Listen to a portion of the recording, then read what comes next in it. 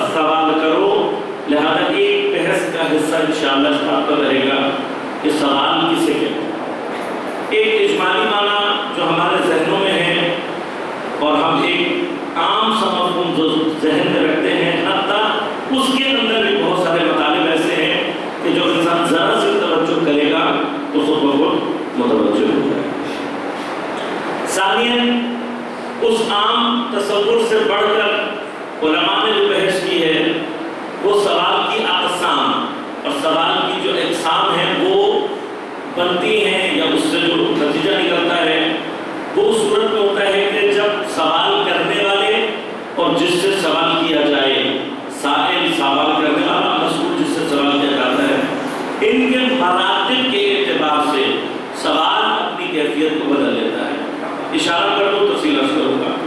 اگر سائل پست ہو، نچلے درجے کا ہو،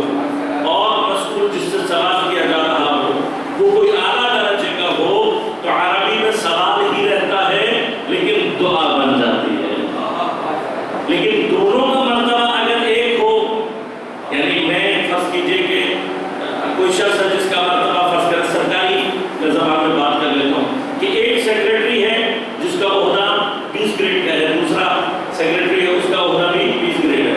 اب اگر یہ دونوں آپس میں یہ کوئی ایک دوسرے سے سوال کرے گا تو چونکہ مرتبہ برابر ہے تو عربی میں سوال ہی ہوتا ہے لیکن التماس بن جاتا ہے.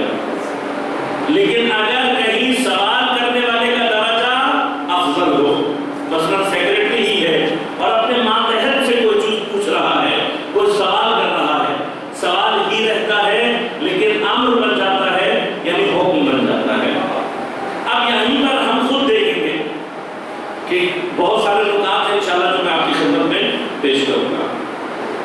دوسرا جو مرتبہ ہے وہ کیا ہے؟ فَاسْأَلُوا، سوال کرو. کس سے سوال کریں؟ قرآن نے کہا اہل ذکر سے. فَاسْأَلُوا اہل ذکر، اہل ذکر سے سوال کرو.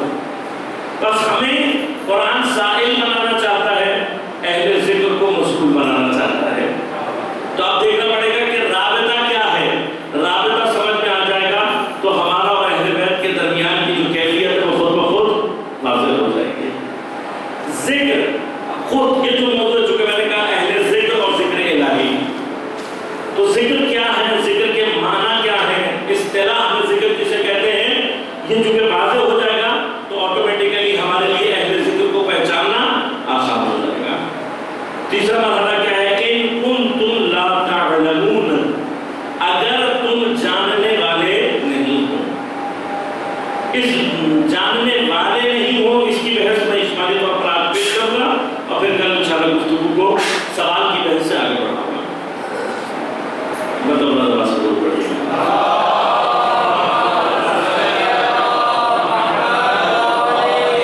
آج اجمالی طور پر ہم نے ان کنتم لا تعلمون، کل سے انشاءاللہ سوال اور پھر ذکر کی بحث کروں گا. لیکن اصل بحث کو شروع سے پہلے پھر بھی ایک بات اور مقدمہ عرض کر دوں، وہ یہ کہ ہم ذکر کی جب بات کرتے ہیں اور ذکر کا ایک عام معنی جو آپ کے ذہن میں ہے یعنی یاد کرنا. تفصیل عرض کروں گا میں. یاد کرنا، خدا کی یاد. خدا کی یاد کیوں ضروری ہے اور خدا کی یاد کے آثار کیا ہیں؟ دیکھیے پروردگار وہ ذات ہے، اور میں تھوڑا سا اگر دائرے کو ذرا وسیع کروں پہلے کہ کسی بھی مذہب میں خدا کا جو تصور ہوتا ہے وہ ایک اعلیٰ اور عرفہ اور ایسا تصور ہوتا ہے کہ جس اینٹیٹی کو بھی خدا مانا جاتا ہے اس کی محبت آٹومیٹیکلی لوگوں کے دل میں پیدا ہو جاتی ہے. یہ فطری چیز ہے کہ انسان کسی بھی مذہب میں کسی بھی فکر میں، اب مذہب حق یا باطل کی بحث نہیں ہے، کسی بھی مذہب کا جب وہ کسی کو خدا کی حیثیت دیتا ہے، ہو سکتا ہے کہ اس پہ وہ غلطی کر جائے، ہو سکتا ہے کہ اسے اشتباہ ہو رہا، لیکن جس ذات کو، جس اینٹیٹی کو وہ خدا کا عنوان دے رہا ہوتا ہے یا خدا کے عنوان سے پہچان رہا ہوتا ہے، اس اینٹیٹی سے اس کی محبت آٹومیٹک ہے، خود بخود. کیوں؟ اس لیے کہ خدا کا تمام مذاہب میں ایک عمومی تصور کیا ہے؟ وہ پیدا کرنے والا ہے، وہ خالق ہے، وہ رازق ہے، وہی دیتا ہے، یعنی جمیع کمالات کا منبع ہے. اور کمالات جہاں پائے جائیں گے انسان کی فطرت میں اس کمال سے محبت پائی جاتی ہے. لہذا خود یہ بحث ہے کہ خدا کا تصور یا خدا کا عقیدہ صحیح ہونا ضروری ہے انسان کے رشد و کمال کے لیے. کہ انسان جو رشد و کمال کرتا ہے اس کے رشد و کمال کے لیے اس کا اپنے خدا کے بارے میں جو عقیدہ ہے اس کا صحیح ہونا ضروری ہے. ذکر خدا، اگر خدا کا تصور صحیح ہو تو یہ یاد، یہ ذکر انسان کو گویا خدا کے ساتھ ارتباط میں لے آتی ہے، ربط میں لے آتی ہے، کنیکٹ کر لیتی ہے. اب دیکھیے اگر ہماری کنیکٹیوٹی کسی صحیح نیٹ ورک سے ہو، مطلب میں تھوڑا سا آج کی زبان میں سمجھانے کی کوشش کروں نوجوان دوستوں کو کہ آج کل جو بحث کی جاتی ہے نوجوانوں کا، سب جو آج کی جنریشن ہے اس کا سب سے بڑا پرابلم کنیکٹیوٹی ہے. انٹرنیٹ ڈاؤن ہو جائے ان کی زندگی ڈاؤن ہو جاتی ہے. اس لیے یہ کوشش کرتے ہیں کہ بہتر سے بہتر نیٹ ورک سے کنیکٹیوٹی ہو. اب یہی جو کیفیت ہے اس کو یاد رکھیں، اگر خدا کا تصور صحیح ہے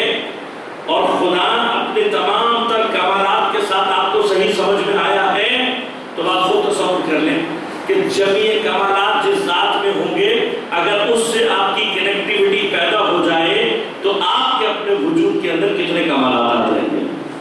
ایک کامن سی بالکل سمجھ میں آنے والی بات ہے کہ اگر ہمارے دیکھیے جتنا طاقتور نیٹ ورک ہوتا ہے جتنے اس کے قوی سگنل ہوتے ہیں اتنی اچھی پرفارمنس آپ کے اینڈ سے ہونا شروع ہوتی ہے. ایگزیکٹلی اسی طرح سے ہے کہ خدا کے ساتھ جتنا آپ کا کنیکشن کبھی ہوتا چلا جائے گا اور اگر آپ کے خدا کا تصور محکم ہے اور جمیع کمالات تو آپ کے اندر اس کے آثار خود بخود پیدا ہونا شروع ہو جائیں گے. اب بات یہ ہے کہ خدا اور ہمارے درمیان جیسے آپ بالکل اس میں نے بات چیزیں آج کل سمجھانا شاید آسان ہے. نیٹ ورکنگ جو بھی کمپنی ہوتی ہے جب آپ اس سے کنیکشن حاصل کرنا چاہتے ہیں تو وہ آپ کو اپنا راؤٹر دیتی ہے. ٹھیک ہے, آپ کے اور اس کے درمیان میں وہ واسطہ بنتا ہے. ٹھیک ہے, اب یہ راؤٹر جتنا اس کی سیٹنگ میچ کر رہی ہوگی اتنا ہی آپ کو بہترین کنیکٹیوٹی دے دے گی. اسی طرح سے خدا اور بندوں کے درمیان میں اگر کوئی ایسی چیز ہے کہ جو راؤٹر کا کام کر سکتی ہے تو جتنا وہ راؤٹر مضبوط ہوگا اس کی جتنی آگے اوپر سے سیٹنگ اچھی ہوگی آپ کے پاس کنیکٹیوٹی آٹومیٹیکلی اتنی اچھی ہوتی چلی جائے گی. تو اب ہم نے دیکھنا یہ ہے کہ خدا اپنی یاد کے لیے ہمیں اپنے آپ سے کنیکٹ کرنے کے لیے, اور آپ نے بے تحاشا مقامات ذکر کو آپ نے بے تحاشا مقامات پر سنا ہوگا, فاذکرونی اذکرکم, تو مجھے یاد کرو میں تمہیں یاد کروں گا. فاذکروا اللہ ذکرا کثیرا, اللہ کا کثرت کے ساتھ ذکر کرو. یہ ساری کی ساری کنیکٹیوٹی کیا درمیان کا کوئی راؤٹر بھی اللہ نے بتایا, راؤٹر بتانے کے لیے فرمایا فاسألوا اہل الذکر ان کنتم لا تعلمون. میرے اور تمہارے درمیان جو رابطہ ہے وہ بنیادی طور پر اہل ذکر ہیں. ان کے ذریعے سے جو ذکر اور خدا کا تصور تم تک پہنچے گا وہ وہی ہے کہ جو میں تم تک پہنچانا چاہتا ہوں. لہذا اہل ذکر کی پہچان اور خود ذکر کو پہچاننا یہ ایک امپورٹنٹ مسئلہ. اب پروردگار سے فرمایا ان کنتم لا تعلمون. اب اس جملے کو سننے کے بعد اگر تم جاننے والے نہیں ہو بہت ساری سوالات اور بہت ساری چیزیں ذہن میں آ جاتی ہیں. اگر تم جاننے والے نہیں ہو تو اس کا مطلب تم جاہل ہو, تمہیں معلوم نہیں ہے. یہ معلوم نہیں کا معنی کیا ہے, تم جاہل ہو. تو قرآن نے بہت اسٹریٹ ہے یہ کیوں نہیں کہہ دیا کہ فَاسْأَلُوا أَهْلَ الذِّكْرِ إِن تَجْهَلُوا, اگر تم جاہل ہو تو سوال کر لو اہل ذکر سے. لیکن اللہ تعالیٰ نے لفظ جہالت تجہلون کا معنی قرآن نے استعمال کیا ہے بندوں کے بارے میں. یعنی یہ کوئی احانت کا مسئلہ نہیں ہے کہ اگر خدا اپنے بندوں کو کہتے ہیں اگر تم جاہل ہو تو فلاں سے سوال کر لو, اس میں احانت کا مسئلہ نہیں. لیکن اللہ نے لفظ جاہل استعمال نہیں کیا. اسی طرح سے ایک ذہن میں یہ بھی آتا ہے کہ فَاسْأَلُوا أَهْلَ الذِّكْرِ إِن كُنتُمْ لَا تَعْلَمُونَ, تو ایک معنی یہ بھی ذہن میں بنتا ہے کہ آیا اس کا معنی یہ بن رہا ہے کہ تم جو پوچھنا چاہو پوچھ لو. لیکن خدا نے یہ بھی نہیں کہا, نہیں کہا فَاسْأَلُوا أَهْلَ الذِّكْرِ مَا تُرِيدُونَ, جو تمہارا دل چاہے, مَا تَشَاءُونَ, جو تمہارا دل چاہے. نہیں, اس کے اندر حکمت ہے. یعنی کیا, اللہ تبارک و تعالیٰ یہ نہیں چاہتا, اس کو غور کیجئے کہ بڑا امپورٹنٹ مسئلہ ہے. اللہ یہ نہیں چاہتا کہ ہم ہر سوال جو ہمارے دل میں آئے اسے ہم اہل ذکر سے پوچھیں. بعض اوقات ہم تصور کیا کر رہے ہوتے ہیں, مثلا مولانا کے متعلق ہی آپ سوچ رہے ہیں کہ عام عوام کا جو ایک بیہیویئر ہے وہ کیا ہوتا ہے, وہ کہتے ہیں بھئی یہ آدمی مولانا ہے, اب ہم جو ہمارے دل میں آئے گا وہ ہم اس سے پوچھیں. اب مولانا کو میں اہل ذکر نہیں کہہ رہا, لیکن مولانا سے ربط بالآخر اس کے ساتھ جو ہمارا بیہیویئر ہے وہ تربیت کا ایک حصہ ہے. جیسا ہمارے دین سے بیہیویئر ہوگا ویسا ہی ہمارا اہل بیت سے بیہیویئر ہوگا. مثلا اگر ہم نے مولانا سے ہر چیز جو میرے دل میں آ رہی ہے یہ پوچھنے کی عادت بنا لی تو کل جب امام آئیں گے تو ہم امام سے بھی یہی کام کر رہے ہوں گے, امام سے متعلق جو دل میں آ رہا ہوگا پوچھ رہے ہوں گے. یہ قرآن کا ادب نہیں ہے, یہ قرآن کا ادب نہیں ہے. میں انشاءاللہ آپ کے اوپر سوال کی بحث میں کہ قرآن کا ادب یہ نہیں ہے کہ جو تمہارے ذہن میں آ جائے کھٹ کر کے پوچھ لو, ایسا نہیں, بلکہ اپنے سوال کو پرکھو, پہلے دیکھو میں کیا پوچھنے جا رہا ہوں. انشاءاللہ آپ کروں گا. ایک مسئلہ تو اس کا مطلب جو تمہارے دل میں آئے نہیں چاہتا اللہ. اللہ کیا چاہتا ہے, ان کنتم لا تعلمون, اگر تم جاننے والے نہیں ہو. اب جاننے والے نہیں ہوں اور جاہل, ان دونوں میں کیا فرق ہے؟ چیز تو ایک ہی ہے.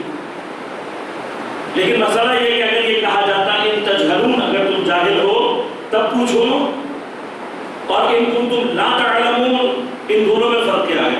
یہ یاد رکھیے گا کہ جاہل دو طرح کے ہوتے ہیں. ایک جاہل ہوتا ہے، میں تھوڑی سی مشکل گفتگو کروں گا لیکن بات انشاءاللہ آپ تک پہنچ جائے گی. ایک جاہل کو جاہل بسیط کہتے ہیں اور ایک کو مرکب کہتے ہیں. جاہل بسیط وہ ہوتا ہے جس کا ایک جہل ہوتا ہے خالی، لیکن مرکب وہ ہوتا ہے جس کے اندر دو طرح کے جہل پائے جاتے ہیں. کیا ہوتا ہے آپ کرو؟ ایک مرتبہ مجھے پتا ہے مثلا کہ مجھے فزکس نہیں آتی، مجھے یہ بات معلوم ہے کہ مجھے فزکس نہیں آتی، تو میرے اندر کتنے جہل ہوئے؟ ایک. کم از کم مجھے یہ بات معلوم ہے کہ مجھے فزکس نہیں آتی. لیکن جاہل مرکب جو ہوتا ہے وہ کون ہوتا ہے؟ جاہل مرکب وہ ہوتا ہے، ایک تو جاہل ہوتا ہے، دوسرا اس کو یہ نہیں معلوم ہوتا، یعنی اس بات سے بھی جاہل ہوتا ہے کہ وہ جاہل ہے. سب سے زیادہ بگاڑ معاشرے میں کسی بھی سوسائٹی کے اندر جو طبقہ پیدا کرتا ہے وہ یہ جاہل مرکب ہے. سب سے زیادہ بگاڑ یہ پیدا کرتا ہے. اب فقہ پڑھی نہیں ہے لیکن سمجھتے کیا ہیں کہ ہمیں فقہ آتی، تو دین کے ساتھ مذاق شروع ہو جاتا ہے. یہ نااہل پارٹی یہ بہت تنگ کرتی ہے. اچھا اس کا پرابلم کیا ہوتا ہے؟ غور کیجیے گا. اس کا پرابلم یہ ہوتا ہے چونکہ یہ اپنے جہل سے ہی جاہل ہوتی ہے، نتیجتاً کیا ہوتا ہے کہ اپنے آپ کو عالم سمجھ رہی، عالم ہوتی نہیں ہے، عالم اپنے آپ کو سمجھ رہی ہوتی ہے. تو یاد رکھے گا یہاں پر اللہ تعالیٰ نے یوں سمجھ لے فیصلہ کر دیا. اللہ تبارک و تعالیٰ ان کنتم لا تعلمون، یہ جملہ یہ بتا رہا ہے کہ وہ لوگ جو اپنے جہل سے آشنا ہیں پروردگار ان کی بات کر رہا ہے. ان کنتم لا تعلمون کون ہوگا؟ جس کو یہ بات پتہ ہوگی کہ مجھے نہیں پتا. اور جو شخص جاہل مرکب کا شکار ہوگا پروردگار اصلاً اس سے خطاب ہی نہیں کر رہا، اس سے بات ہی نہیں کر رہا کہ تم اگر اپنے آپ کو سمجھتے ہو کہ تم عالم ہو. اور یہ یاد رکھے گا کہ جو اس مرض میں مبتلا ہو جائے وہ شخص سوال بھی نہیں کرتا. میں تھوڑا سا معذرت خواہ ہوں، آج سامنے بھی مجلس تھی اور مجھے آج ایک جگہ اتفاقاً پہنچنا بھی ہے مجلس کے لیے، صرف آج کے لیے. میں اس کے اعتبار سے معذرت خواہ ہوں کہ میں گفتگو کو یہاں پر اینڈ کر رہا ہوں. صرف ایک جملہ عرض کر دوں. اس کا معنی کیا ہوا؟ جاہلان مرکب. اور یہ تاریخ میں ثابت ہے کہ جس کسی نے بھی اہل بیت یا اہل ذکر کے سامنے اپنے آپ کو عالم سمجھا یا کہلوایا وہ جاہل مرکب تھا جو خود بھی ڈوبا اور اپنے پیچھے آنے والوں کو بھی لے کر ڈوبا. سوائے اہل ذکر کے، سوائے اہل بیت علیہ السلام کے کسی کو اپنے آپ کو عالم کہنے کا حق نہیں ہے. حتی ہمیں بھی حق نہیں ہے. ہماری اصل کیا؟ ہم طالب علم ہیں. اگر میں اپنے آپ کو عالم سمجھنے لگوں تو یہ میری تباہی، میری بربادی کا پہلا سٹیپ ہوگا. لہذا یاد رکھیے گا. اب اہل بیت کے مقابلے میں ایک سوال دے رہا ہوں، اس پر غور کیجیے گا. ان کنتم لا تعلمون، اس کو اپنے لیے بھی حل کرے گا. اور آج صرف یہ سوچے گا کہ ہم کیا نہیں جانتے. اگر میرا یہ جملہ آپ کو یاد رہ جائے، یہ بات آپ کے ذہن میں رہ جائے کہ مولانا نے کہا تھا کہ آج یہ سوچنا ہے، تو ابھی نہیں، بعد میں نہیں، جس وقت سونے کے لیے لیٹے وہ سب یاد آ جائے آپ کو، تو کیا سوچیے گا؟ یہ سوچنے کی کوشش کیجیے گا کہ ہمیں کیا نہیں معلوم. تو انشاءاللہ آپ کو ایک تجربہ ہوگا اور اس تجربے کا نتیجہ اینڈ کا نکلے گا. اینڈ یہ نکلے گا کہ ہمیں تو یہ بھی نہیں معلوم کہ ہمیں کیا نہیں معلوم. ہمارے نہ جاننے کی جو سرحد ہے وہ گویا لامتناہی سرحد ہے، اس کا کوئی اینڈ نہیں ہے، اینڈ لیس ہے. تو یاد رکھیے گا اگر ہمارے نہ جاننے کی سرحد اینڈ لیس ہو تو اللہ جن کے پاس ہمیں بھیج رہا ہے ان کے علم کی سرحد اینڈ لیس ہونی چاہیے. خود بخود بناس کیا نا آیت کو ذرا سا آپ خود بخود سارٹ کریں گے، اہل بیت علیہ السلام کے فضائل اور ان کے مراتب خود بخود آپ کے سامنے آنا شروع ہو جائے. جن کو پروردگار نے اپنے اور بندوں کے درمیان میں واسطہ قرار دیا، جن کی محبت کو واجب قرار دیا، مودت کو واجب قرار دیا، ولایت کو واجب قرار دیا. 11 محرم کی صبح جب کربلا کے ریگستان میں سورج بلند ہوا،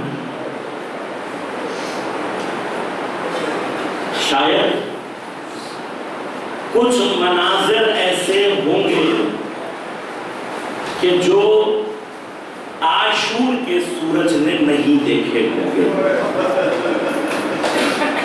عاشور کے سورج کی گواہی اور ہے. اذان علی اکبر سے لے کر عصر عاشور تک ایک ایک مظلوم شہید کو وہ شہید ہوتے ہوئے دیکھا. اور آخری ظلم جو اس نے دیکھا وہ کیا تھا؟ آخری ظلم یہ تھا کہ کوزان میں پڑی ہوئی ایک سر برہنہ لاش کہ جس کے کپڑے بھی لوگ لوٹ کر لے گئے, جس کا امامہ بھی لوگ لوٹ کر لے گئے, حتیٰ اس کے نعلین کو لوگ لوٹ کر لے گئے, بلکہ ایک ملعون بجدل ایسا تھا کہ جب حسین کے ہاتھوں سے وہ انگوٹھی نہ اتار سکا تو اس نے خنجر سے میرے مولا کی انگلی کو قطع کیا تاکہ وہ انگوٹھی اتار سکے. لیکن کیا ان جانوروں کی, ان درندوں کی وحشت ختم ہو گئی؟ پتہ نہیں. حسین سے کتنا بغض ہے, زہرا سے کتنا بغض ہے, علی سے کتنا بغض ہے, رسول سے کتنا بغض ہے کہ گھوڑوں کی نال بندی کرائی جا رہی ہے. یہ وہ ہے کہ جس کو رسول اپنی گود میں بیٹھا کر کبھی اس کے لبوں کو پیار کرتے ہیں, کبھی اس کے سینے کو پیار کرتے ہیں, کبھی اس کے گلے کو پیار کرتے ہیں, کبھی اس کے ہاتھوں کو پیار کرتے ہیں. میں کہوں گا یا رسول اللہ, جہاں جہاں آپ نے بوسے لیے آپ کی امت نے وہاں وہاں حسین کو تکلیف ہو گئی. خدا جانے عاشور کے سورج نے حسین کی لاش کو پامال ہوتے ہوئے کیسے دیکھا ہوگا. لیکن جب 11 محرم کا سورج نکلا تو اس نے اس پامالی سے بڑھ کر بھی ایک اور ظلم کے مقام کو دیکھا. وہ بیویاں کہ جن کے سروں کو سورج نے کبھی نہیں دیکھا تھا, کربلا کی ریت پر سر برہنہ اور سہنی ہوئی بیٹھی تھی, جلی ہوئی خاک کے درمیان. اور پھر ابھی بیویاں اپنے آپ کو سمیٹ ہی رہی ہوں گی کہ جب کچھ ملائین پہنچے اور گنج شہداء میں ایک قیامت کا منظر برپا ہونا شروع ہو گیا. اپنے لاشیں تو اٹھا اٹھا کر دفنا رہے ہیں, لیکن گنج شہیدہ میں موجود اصحاب کے سروں کو کاٹا جا رہا ہے اور بیویوں کے سامنے نوک نیزہ پر چڑھایا جا رہا ہے.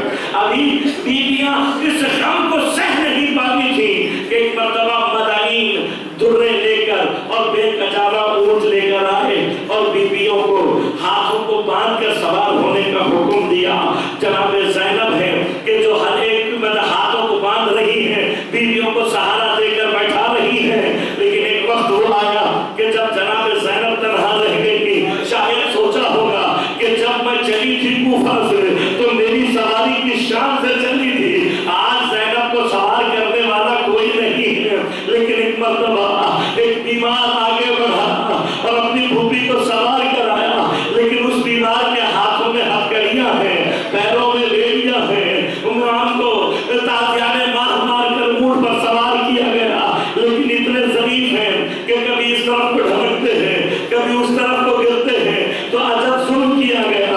امام کے پیروں میں رسی باندھ کر پیٹ کے گرد گھما کر اونٹ کے ساتھ امام کو باندھ دیا گیا. بس عزادارو, اس پر سے جو بڑا ظلم کیا ان ملعونوں نے, وہ ظلم یہ تھا کہ جب اس قافلے کو لے کر چلے ہیں تو جان بوجھ کر ایک مرتبہ گنج شہیدہ اور اس جگہ پہ گزارا کہ جہاں پر امام مظلوم کی لاش پڑی تھی, پر جیسے ہی بیویاں اس مکان پر پہنچی تو ایک مرتبہ راہوزاری کرنا شروع کی. اتنی دل سوز راہوزاری تھی کہ سارے اونٹ کھڑے ہو گئے. جب انہوں نے دیکھا کہ یہ